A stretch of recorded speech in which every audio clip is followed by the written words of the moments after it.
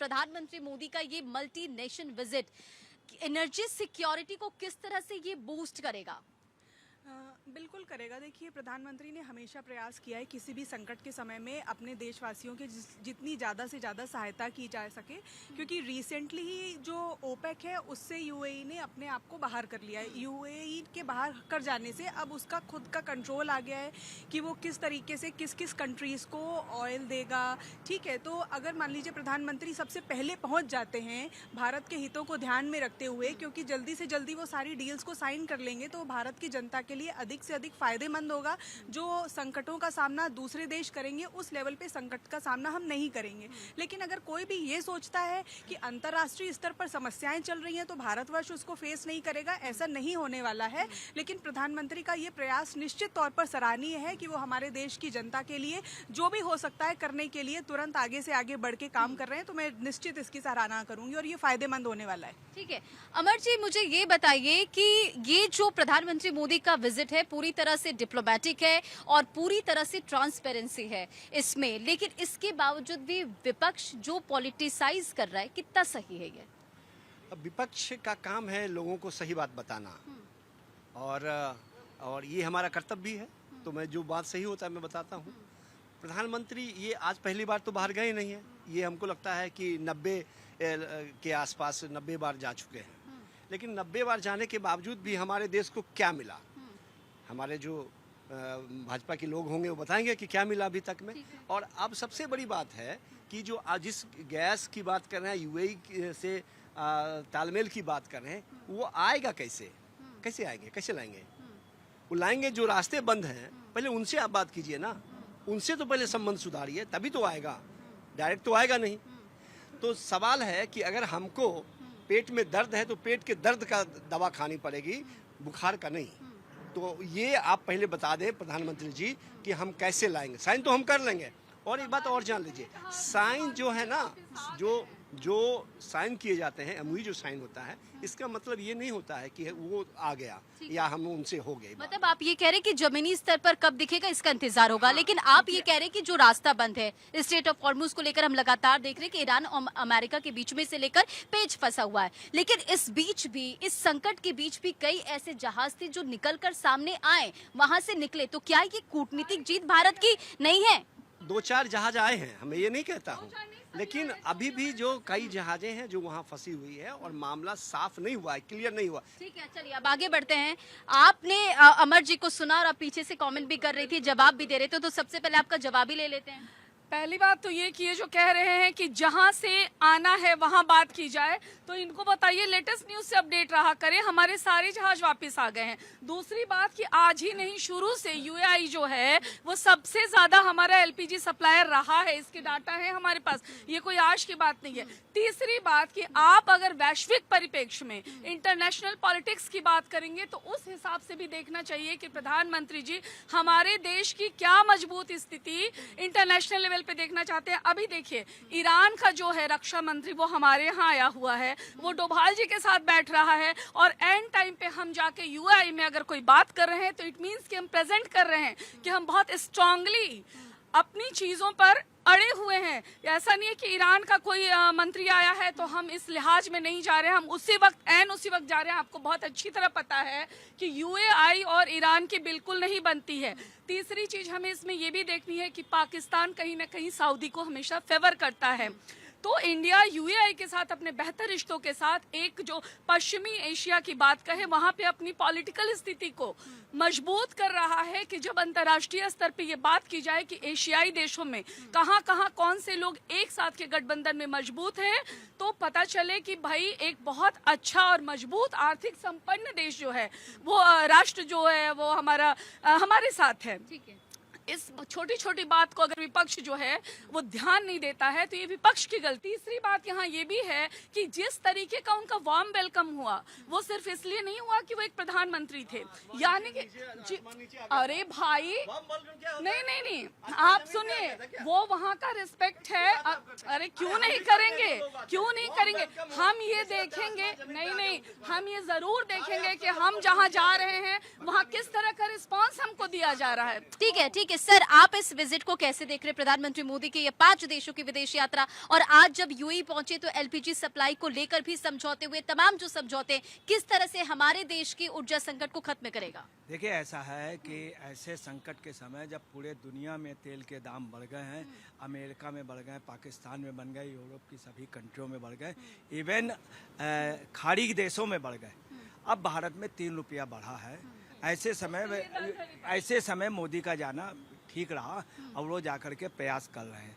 उस प्रयास में ये है कि लगभग भारत के लिए 85 लाख भारतीय वहाँ पे हैं, तो उनका बेनिफिट, दूसरा भारत का बेनिफिट, इसके अलावा लगभग 200 खरब डॉलर की चुके समझौते होंगे जो भारत की अर्थव्यवस्था को ठीक करेंगे।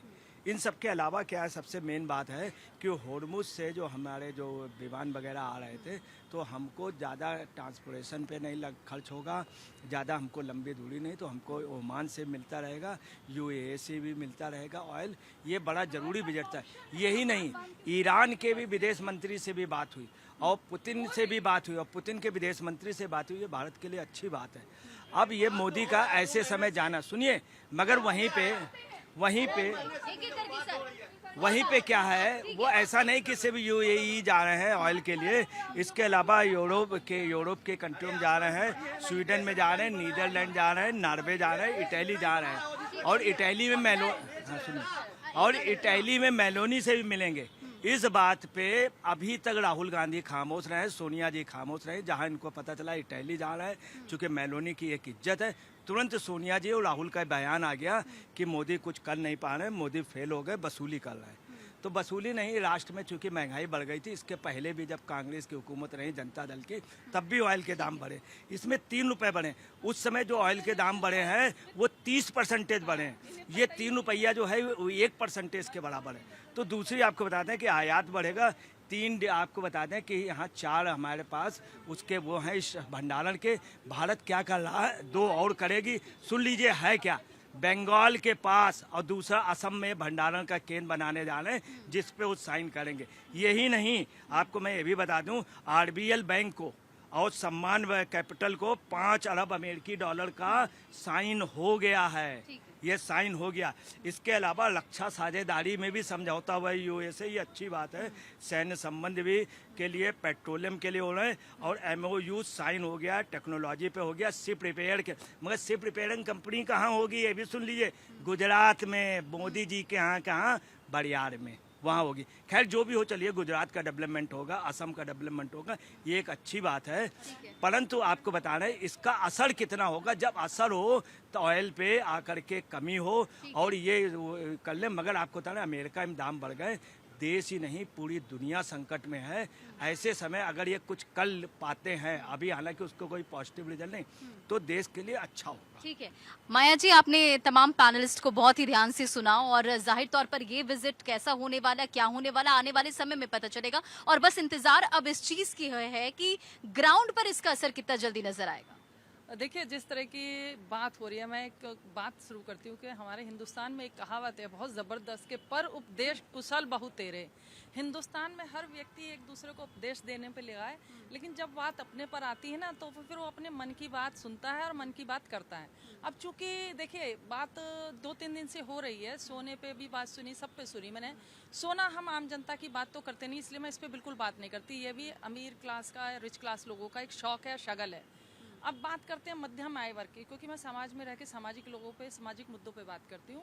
आप देखिए, कल परसों से दूध पे भी 3 रुपए किलो बढ़ गया।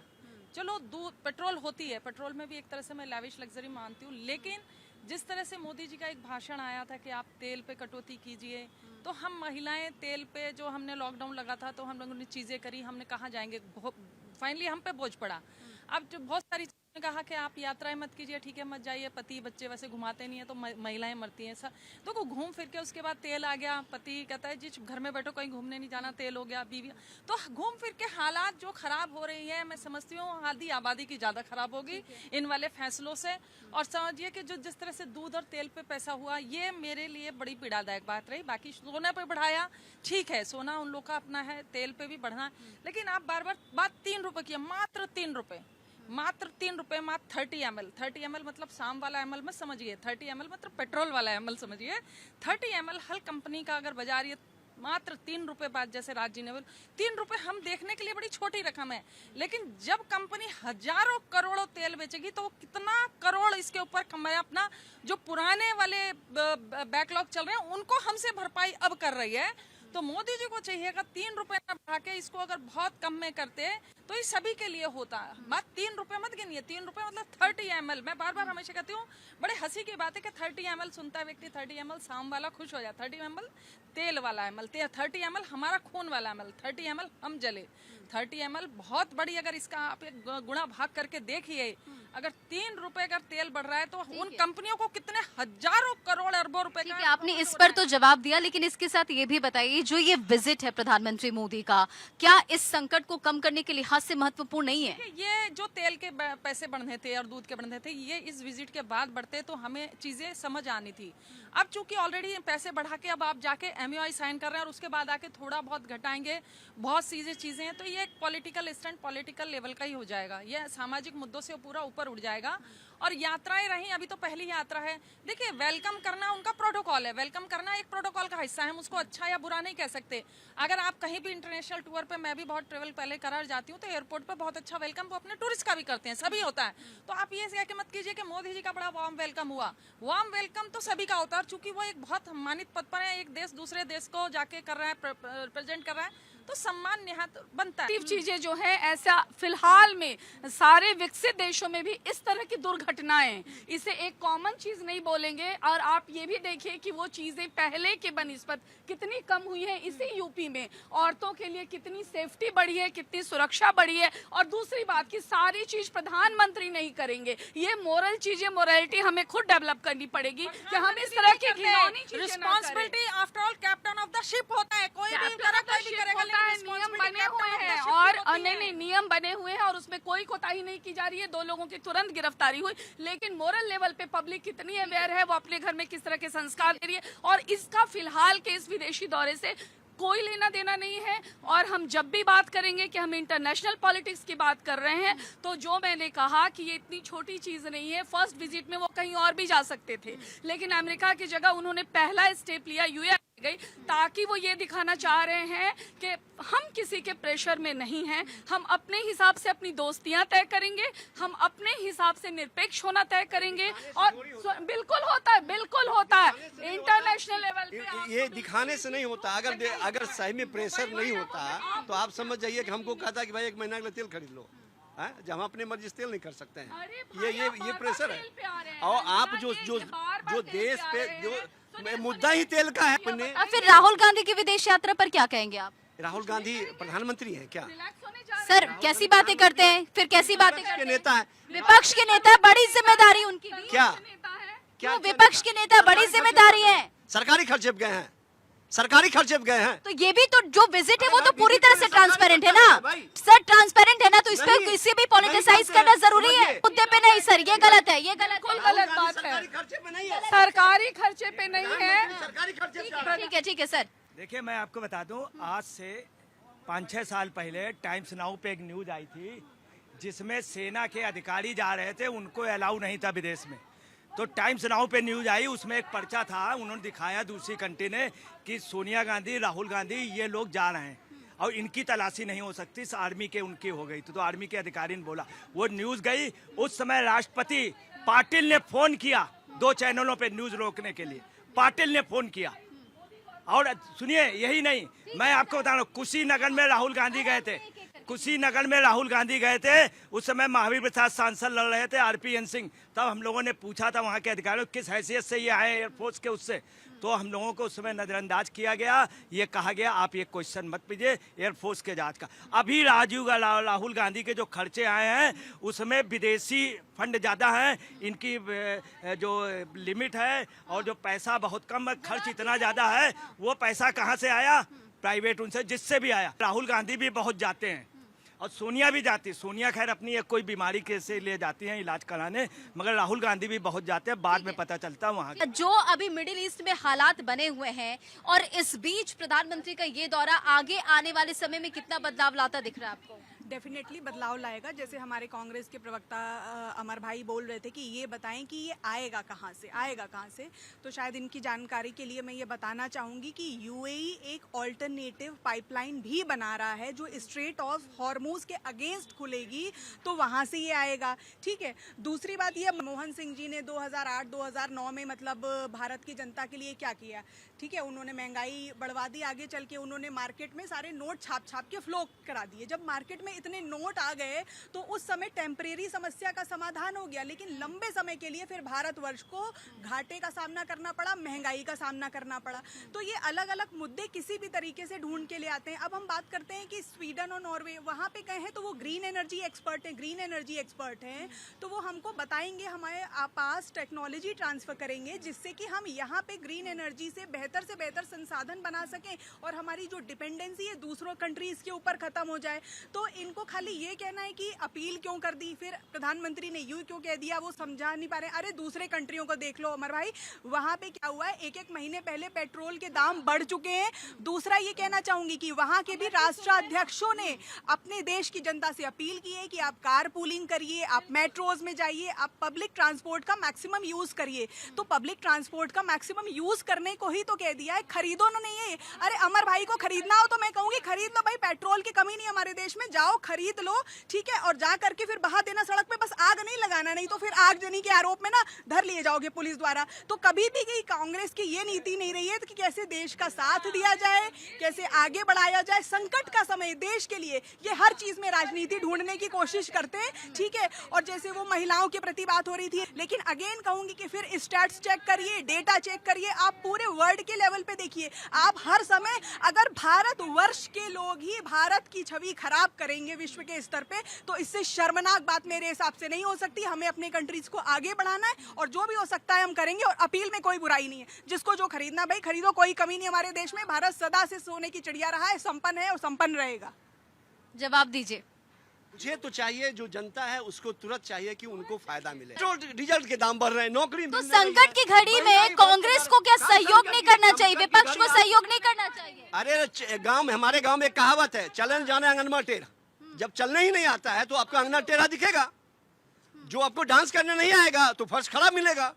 जो वो आदमी जिसको करने के लिए आता है, मनमोहन सिंह ने पूरे विश्व में जो वैश्वीकरण था, यहाँ पे महंगाई बढ़ रही थी, लेकिन उसको उन्होंने ठीक किया, अपने देश में उसको लागू नहीं होने दिया। चलिए, जनता हमारे साथ है, जो जरा उनसे भी बात कर लेते हैं।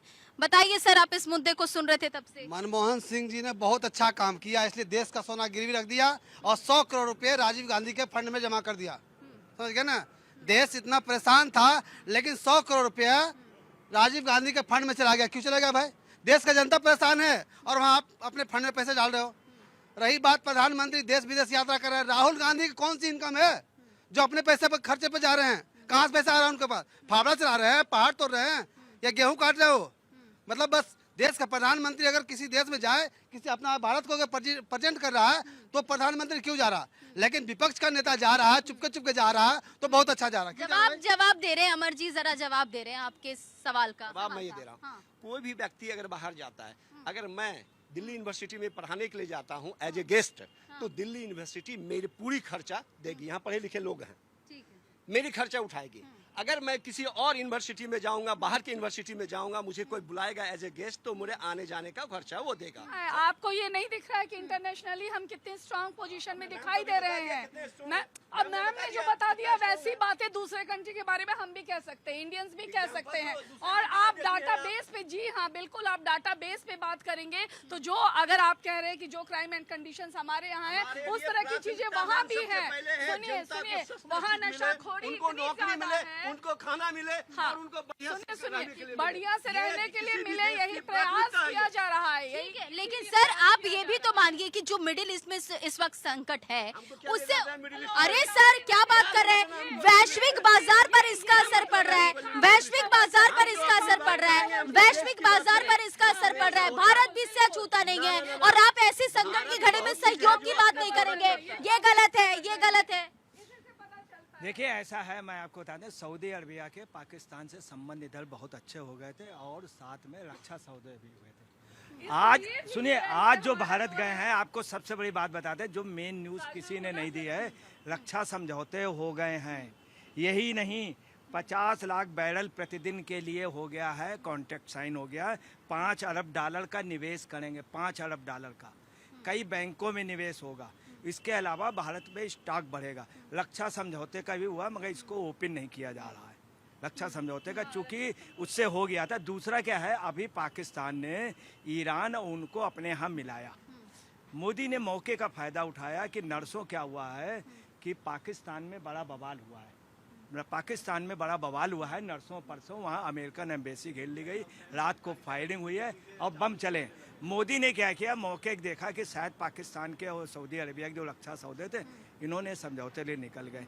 ये समझौते हुए, अब इसका असर कितना होगा ये वक्त बताएगा कि लोग थाली पीटेंगे या कुछ, मगर यही सवाल है, बिल्कुल यही सवाल है माया जी कि ठीक है ये तमाम चीजें हो रही हैं, जनता को जाहिर तौर पर ये जो MOUs हो रहे हैं या जो समझौते हो रहे हैं, जिस पर भी बात हो रही है, इंतजार होगा कि ग्राउंड पर कब चीजें दिखेंगी। Yes exactly. देखिए, बात मैं कभी भी किसी राजनीतिक दल की तरफ से नहीं करती, ना तो मैं किसी दल के, लेकिन बहुत सारी चीज़ों में जैसे मैडम ने कहा, हम उत्तर प्रदेश में खड़े हैं। उत्तर प्रदेश की जो पहले महिलाओं की स्थिति उससे 10 टाइम बेटर है। मैं तो योगी राज्य को हमेशा प्रणाम करती हूँ। योगी जी के समय में नहीं, हमेशा मानते हैं। मेरी डिबेट में आपने पहली बार सुना नहीं, लेकिन यूपी की स्थिति सुनिए। उससे पहले यूपी में सपा का राज था, बसपा का राज था, वो हमने झेला। उसके बावजूद आज की स्थिति बहुत बेहतर है। लगातार देख रहे कि मिडिल ईस्ट हो या स्टेट ऑफ हॉर्मुज़, जिसे लेकर ईरान अमेरिका के बीच पेच फंसा हुआ है, लेकिन इस बीच आज भी प्रधानमंत्री मोदी ने कहा कि स्टेट ऑफ हॉर्मुज़ को खुलवाने को लेकर हमारी प्राथमिकता, इस पर हमारा पूरा ध्यान है। लेकिन इनफैक्ट जो विपक्ष है वो उस पर सवाल उठा रहा है। देखिए, विपक्ष का काम है सवाल उठाना, सहयोग करना, तो उनको आता नहीं है। दूसरा ये कहना चाहूँगी कि अभी तक जो हालात थे स्ट्रेट ऑफ हॉर्मुज़ के, वो बेटर थे इंडिया के, चाइना के, ठीक है, रशिया के जहाज़ वहाँ से निकल रहे थे। लेकिन जब से ये सीज़ फायर वाली चीज़ बंद हो गई, ठीक है, अमेरिका ने भी एक्स्ट्रा ब्लॉकेज वहाँ पे लगा दिया, क्योंकि ईरान हम भारत का मित्र देश है और वो पूरा सहयोग कर रहा था कि यहाँ के इंडिया के सारे जहाज निकले। अमेरिका ने अगर उस पर एक्स्ट्रा ब्लॉकेज लगा दिया तो कहाँ से लेकर के आएंगे? इसीलिए वो UAE गए, क्योंकि UAE एक्स्ट्रा एक्सटर्नल पाइपलाइन बना रहा है, ठीक है, वो ओपेक से अलग हो गया तो वो भारत को सहयोग करेगा। तो प्रधानमंत्री प्रयास ही कर सकता है, एकदम से रिजल्ट कभी भी नहीं आ सकते। ये भी एक परिवार के मुखिया होंगे मेरे ख्याल से, ये भी अपना कुछ फाइनेंशियल मैनेजमेंट करते होंगे, अपना बजट बनाते होंगे। इनके बच्चे या परिवार के लोग, अभी लेके आओ तुरंत गाड़ी, पापा अभी तुरंत लेके आओ, तुरंत हमको विदेश यात्रा पे लेके चले जाओ, तुरंत हमारा इस एडमिशन करा दो यूनिवर्सिटी में। कैसी बातें कर रही है? बचकानी बातें करना कब बंद करेंगे? मुझे ये समझ में नहीं आता है कि head of the family is equivalent of the head of the country, ठीक है, और बहुत बड़े इतने 140 करोड़ देशवासियों की भलाई के लिए वो आदमी काम कर रहा है। कौन सा उसका परिवार है, किसके लिए छोड़ जाएगा? ये मुझको ये बता दे, किसके लिए छोड़ के जाने वाला है वो सारी अपनी विरासत की? हाँ, उसने इतने रुपए इकट्ठा कर लिए, छोड़ करके चला जाएगा।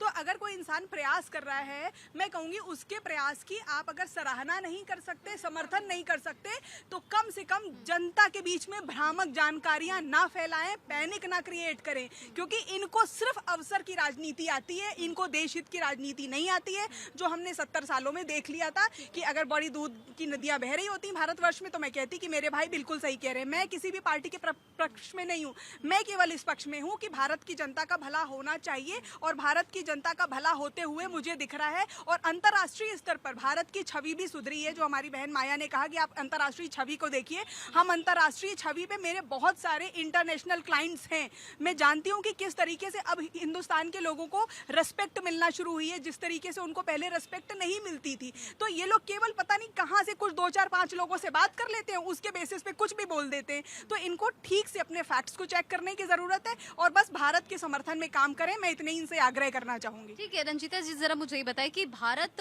ऊर्जा आयात में अगर डाइवर्टिफिकेशन देख रहा है तो क्या ये बहुत अच्छा नहीं हो जाता? ये बहुत अच्छा है, और मैं फिर से बार बार कह रही हूँ कि यहाँ ये सिर्फ घर के अंदर पक्ष विपक्ष की लड़ाई से बड़ी चीज है। अगर युद्ध विराम हो रहा है, अगर कोई ऐसी स्थिति भी आ रही है, तो भी निकट भविष्य में जो हमारा इंटरनेशनल एक सिनेरियो होने वाला है, वहाँ पे हम किस स्थिति में होंगे, इस चीज का दिखना बहुत जरूरी है। ये लोग रोज कहते हैं हम अमेरिका के दबाव में, हम रूस के दबाव में, हम नहीं रहेंगे किसी के दबाव में। यही एक चीज चाहते हैं मोदी जी कि हम अपने आप को इतना स्टेबल कर लें, हम अपनी राजनीति और कूटनीति से उस तरह की चीजों को बैलेंस कर लें कि यस कि इंटरनेट। अभी देखिए जब ईरान सऊदी के भी खिलाफ है, यूएई के भी खिलाफ है, ऐसे में अगर एक पक्ष पाकिस्तान चुन रहा है सऊदी को, तो फिर ये बहुत जरूरी था कि हमारे जो भी प्रधानमंत्री हैं वो एक दूसरे पक्ष को हमारे हित में तैयार रखें। तो उन्होंने बहुत ही अच्छा पॉलिटिकल एक जो